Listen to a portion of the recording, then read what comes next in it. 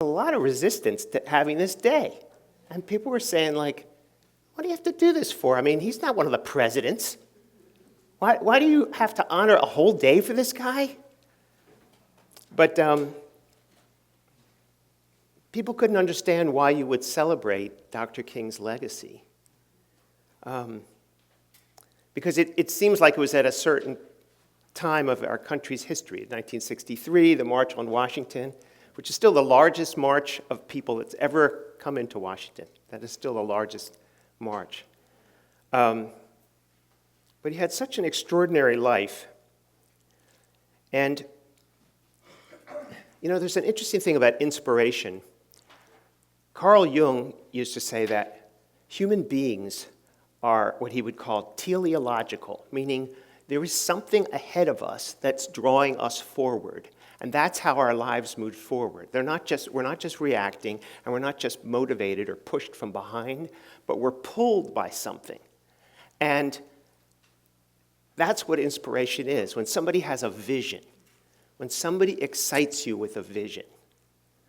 I mean, this is what blew me away about that I Have a Dream speech. It wasn't just about civil rights and, you know, passing laws that would finally benefit, you know, blacks or something. It was so much more than that. It was appealing to what is great about this country. My professor in college told me one time, he said, you know, I don't think you get this. Because we were saying to him, it was a political science course, and we said to him, oh, come on, why do you make such a big deal about the American Revolution? There's all kinds of revolutions. We've seen revolutions everywhere. The French had a revolution. Everybody has a revolution. What's so special about our revolution? He said, oh, no, this is extremely special. He said, there's never been anything like this. Because you can see, like today, there's been revolutions. There was a revolution in Egypt, right? There's a difference between just wanting to get rid of an oppressor and setting up an experiment to see, could we all live as human beings, and could we have a country dedicated to the proposition that all people are equal, and they're created equal, and could you live that way, and could we govern ourselves? So you can see a lot of these things. You get rid of a dictator who's horrible and is oppressing everybody, but when you see who gets replaced, there's something that hasn't taken place that would have that be that much better. You know, so we've seen this all the time. So this is this great American experiment. I've read a lot about Lincoln, and a lot of people think Abraham Lincoln is the father of our country. They say, oh, no, that's George Washington. But if you understand how this country was formed, in 1776, they just had to cobble this thing together. They couldn't get the Southerners on board unless they kind of skirted around the issue of slavery. So they made this very imperfect kind of union. Like, we don't want this to be separate. So come on, will you do it if we just like sort of leave slavery and we won't talk about that? And they had this thing in there like a person who's not white gets only 3/5 of the vote or something like that. And this was the start. But Lincoln said, no, wait a minute. If we're really going to do this, if it's really of and by and for the people, if it's really for everyone, this is the great experiment. This is what we got to heal. The way we got started was okay, but it wasn't complete. It didn't really include everybody. We got to include everybody. All people are created equal. And I feel like in the same way, Dr. King, in that sense, he's another father of our country. He was a very brave reminder that we're not living up to our ideals. We can do better. And we don't need to just say, we're the best, we're number one, we can kick ass. I mean, that's not enough that we can oppress others or that we can throw our weight around. I heard this guy once say, he said, you know, democracy is so much more than just voting. He said, some people are celebrating like, oh, do you see this? People in Iraq, they're voting. Their thumb is blue from having voted. I said, that's nice. It's very nice. He said, but that's not what democracy is. Democracy is not two wolves and a lamb deciding what's for dinner. Okay? It has to be, like protection, of the individual, protection of certain rights. And so, Dr. King is appealing to our highest sense of American idealism. It's like, no, you see what this country could be. What could this country be if we really, really went beyond that? And the thing is, I don't know if you've ever had this experience, but have you ever had like a really, really meaningful conversation with somebody that sort of all of a sudden slips past superficiality to getting very authentic and real with them? There's a strange thing that happens right after that. It's like, God, this is incredible. And then something says, let's never do this again. It's like so intense and so, that you're like, hey, and then the next time you see the person, you're like, hey, that was some great talk we had. Yeah, we really, whew, it goes right back to the superficial. You think, well, now that we're authentic, we're always going to be authentic. No, because you get in touch with your feelings, and they're not always comfortable. And so this was the thing. Dr. King was very threatening to people because he made us uncomfortable. He pointed a light at stuff that nobody wanted to see. Everybody wants to... it's just a natural thing. We want to hang out with people like us. It's just so much more comfortable. But strangely, I feel like in a certain sense, you could say, well, even the Supreme Court says, well, it's not really a problem anymore. Racism is not. It's like, you're missing it. It's not an overt, organized, institutional problem, maybe. Like where there's laws that say blacks can't be on the bus or something like this. But it's even worse. It's insidious. It's sort of crept into the culture. The schools are more segregated now than they've ever been. Churches are unbelievably segregated. I love this church partly because there's a lot of diversity here. There are people from all different colors, and it's cool. But you don't see this very much. There are black churches and there's white churches.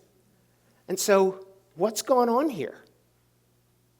What are we celebrating here?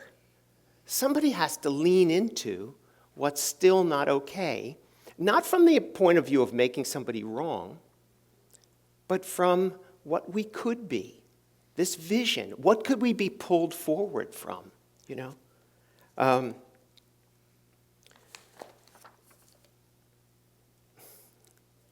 It's, when Dr. King accepted the Nobel Peace Prize in 1964, he said, I accept this award today with an abiding faith in America and an audacious faith in the future of mankind. He was like really into spreading this American ideal because it's more than an American ideal. It's like a spiritual ideal. It's a human ideal of what would this be like if we could actually get beyond our differences. What would that be like if everybody was judged, from that speech, not on the content of their character, not on the color of their skin?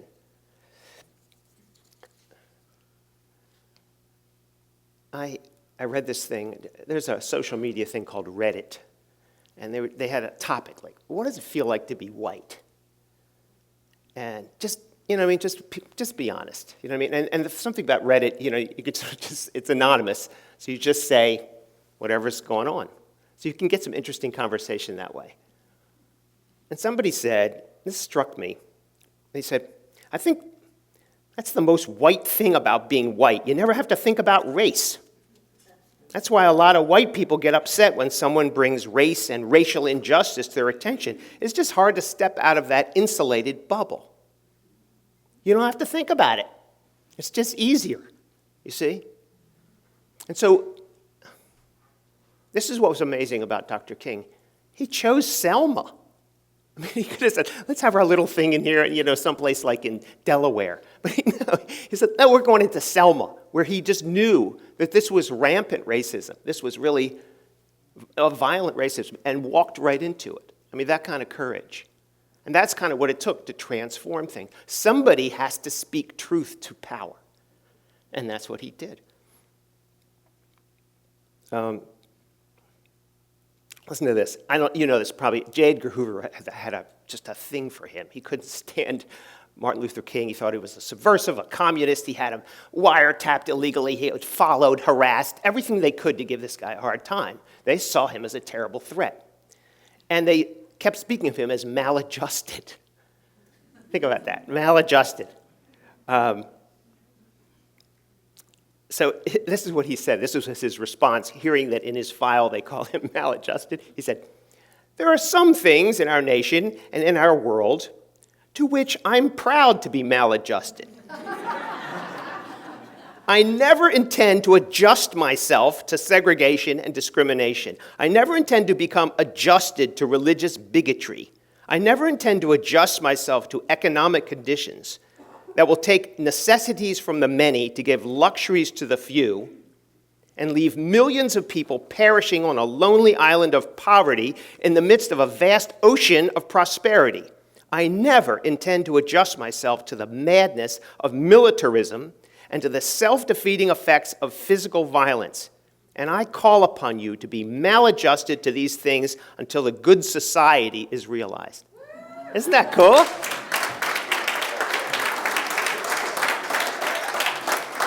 That was just great. Like, fine, if that's maladjusted, sign me. I'm maladjusted then.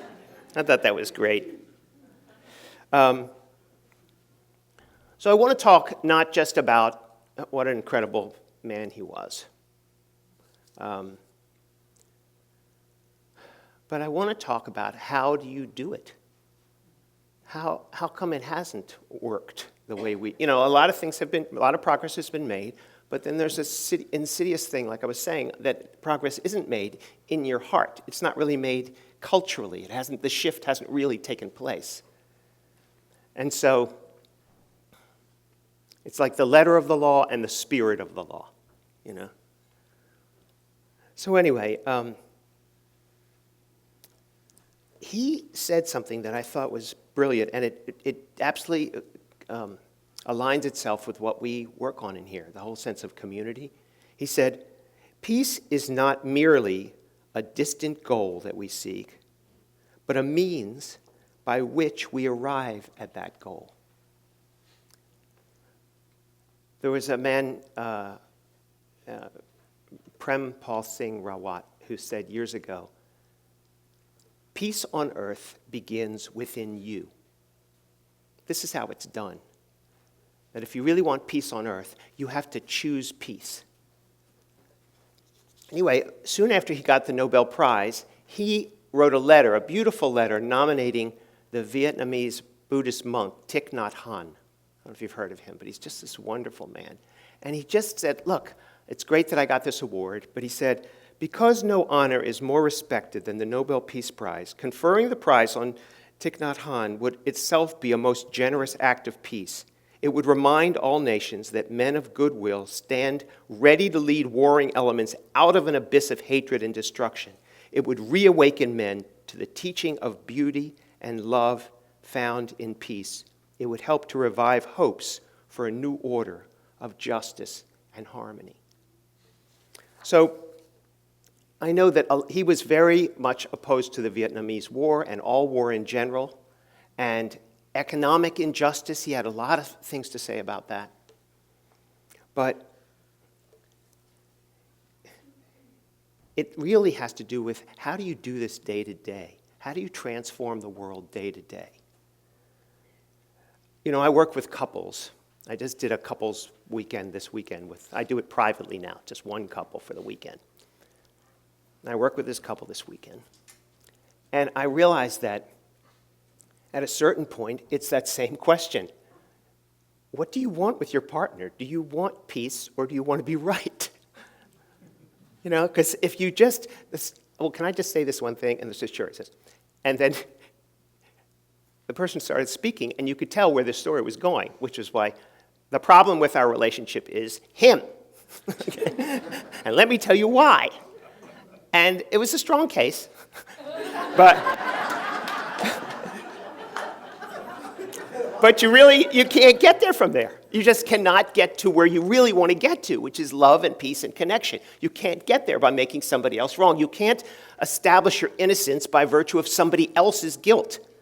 I say this, I know it's silly, but taking an axe to your neighbor's dining room set does not make your dining room set look better. It seems like it would, but it just doesn't, okay? So there's another Buddhist monk who I thought said something very beautiful with regard to Martin Luther King. He said, "It's more like a day-to-day concern. It's the way we want all of our lives to be lived. But we've somehow become separated from how we actually live moment to moment. We can have this idea of peace, but moment to moment, we're not living that way. We want peace, but more often than not, we end up with strife in our life. So why is that? And what does it take? How do you actually do that? Well, that peace is not just the end goal, but it's how you get there. It's choosing it now." He was saying that relationships, and I know this to be true, relationships start off with this future hope that we're going to have shared happiness, joy, and fun, and all these things. But if you aren't careful, you end up with bitterness, distance, and blame, which is what I deal with all the time. "I love you, but I'm not in love with you." That's the most common thing I hear. "I love you, you're a good person, I wouldn't want anything bad to happen to you, except I'm not in love with you anymore." Why not? What happened to that thing we had in the beginning?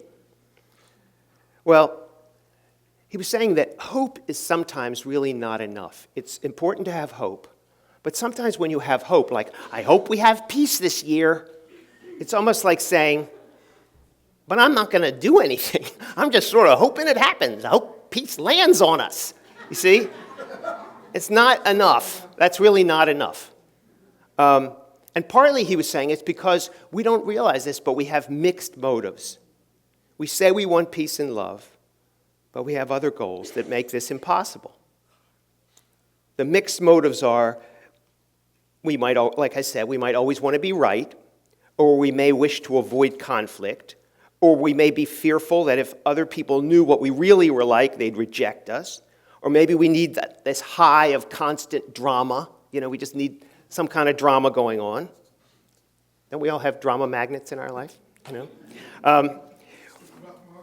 We may want all these things and others and not realize that they're taking us in exactly the opposite direction that we want. And so everybody wants loving relationships, but you're doing things that actually bring about distance because you're not clear about the motives that you have, that you want these other things that you don't know it. And you know what? This is just human. This isn't bad. I didn't mean that as a moralistic statement. I just meant that's what it's like to be human. You have all these other things you want too. So how do you do it? Well, what Martin Luther King said and what Thich Nhat Hanh says is that you do it by continually recentering. Yes, you'll go off and you'll want something for yourself and not for somebody else. Yes, you'll want to be right. But then you say, wait a minute, I have a goal here. What is my goal? It's not just a hope. It's my goal. It's peace. If you want peace, you keep recentering back. You come back. At the end of every forget, you remember. And you remember. And you remember. This is what I want. Yes, I see myself going into this camp called, yeah, they're all bad. And it's like, but that's antithetical to what I want. I want peace. You continue to center yourself. And that's what a lot of Buddhist meditation is. It's about allowing everything to be exactly the way it is in the present moment, not shying away from it, but breathing into all of it, and then having space for there to feel uncomfortable feelings, and then come back to peace, and come back to peace. If you do this, if you choose peace consciously, again and again, what you'll find is that your worries will go down, your stress will go down. It's because you just made a conscious choice. Like, no, I can see I could go there, but I don't want to go there. I want to go to my vision of what's possible. I want to stick with my goal, which is peace. Dr. King said, we are caught up in an inescapable network of mutuality. Listen to this. I thought this is amazing. Strangely enough, I can never be what I ought to be until you are what you ought to be. And you can never be what you ought to be until I am what I ought to be. This is the way the world is made. He also said, darkness cannot drive out darkness. Only light can do that. Hate cannot drive out hate. Only love can do that. I just want to read a few quotes, and I know you've heard these before, but they're just so meaningful and inspiring, and they definitely pull me forward. I have a dream that my 4 little children will one day live in a nation where they'll not be judged by the color of their skin, but by the content of their character. I have a dream today. I have a dream. It's a dream deeply rooted in the American dream. I have a dream that one day this nation will rise up and live out the true meaning of its creed. We hold these truths to be self-evident, that all men are created equal. Thank you.